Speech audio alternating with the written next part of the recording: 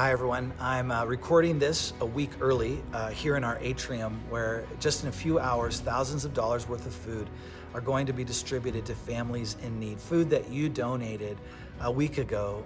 And it's just so cool to be a part of this church family helping those in our community. Well, I hope you're enjoying the devotionals through the book of Acts. Today we are in Acts chapter 22. Paul's now in Jerusalem. He's been arrested. But he is permitted to speak to the crowd in this moment, and it's really more like a mob. And he tells his story from darkness to light. He gives his testimony here in Acts 22. And he finishes by saying this, and we'll start in verse 21.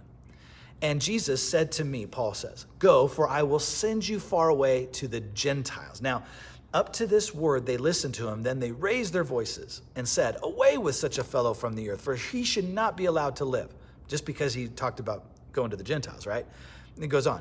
And as they were shouting and throwing off their cloaks and flinging dust into the air, because that's when you know you're really mad, is flinging dust into the air, the tribune ordered him to be brought into the barracks, saying that he should be examined by flogging to find out why they were shouting against him like this, like whipping him like 40 plus times. But when they had stretched him out for the whips, Paul said to the centurion who was standing by, "Is it lawful for you to flog a man who is a Roman citizen and uncondemned?"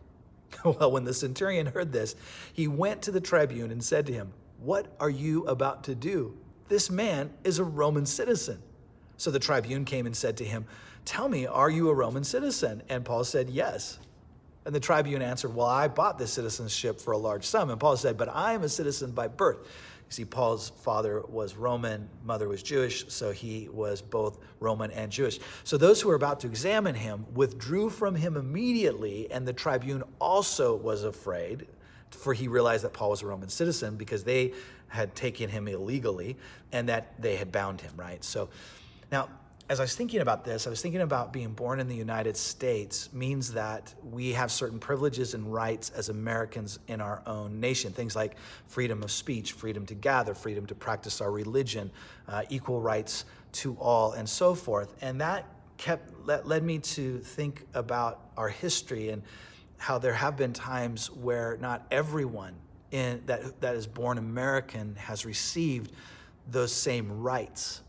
Our black brothers and sisters, for example, were not treated equally, and still prejudice lurks around us and sometimes in us. And the question we all must wrestle with is, how do we respond to the injustice and persecution of others or ourselves?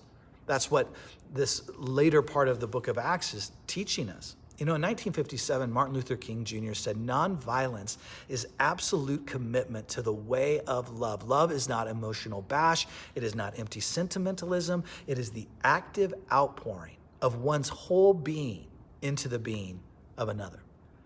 You see, Paul's nonviolent response to being violently tortured illegally was love. He didn't spew hate or rally the followers of Jesus, who are many by now. Many had come to Christ because of Paul. He could have rallied them to overthrow Judaism or Rome. And by the way, there were other religious sects during this very time that we are reading about trying to do that very thing. But the way of Jesus is, and always has been, and always will be, love. Let me finish by quoting another quote from Martin Luther King Jr. one more time here. "I am convinced," he says, "that love is the most durable power in the world. It is not an expression of impractical idealism, but of practical realism. Far from being the pious injunction of a utopian dreamer, love is an absolute necessity for the survival of our civilization. To return hate for hate does nothing but intensify the existence of evil in the universe. Someone must have sense enough and religion enough to cut off the chain of hate and evil. And this can only be done through love."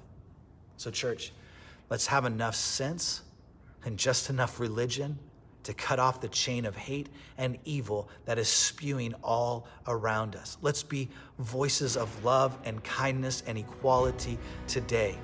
Share your story of how the love of Jesus is transforming you in this moment. Tell someone today how much Jesus loves them. Let's treat each other equally and fairly and rightly with so much love.